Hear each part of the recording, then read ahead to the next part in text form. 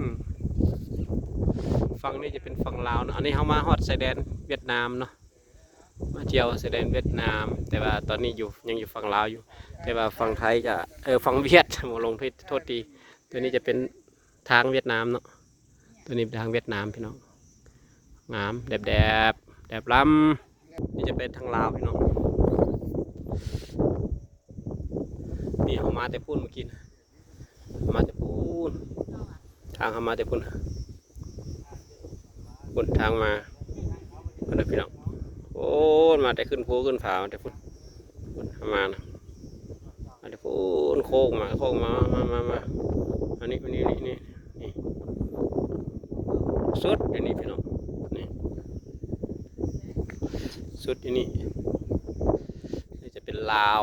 ฟังเบื้องนั้นจะเป็นเวียดนะฟังคนยืนถ่ายนะพอรถจอดถ้าก็เป็นเวียดนะ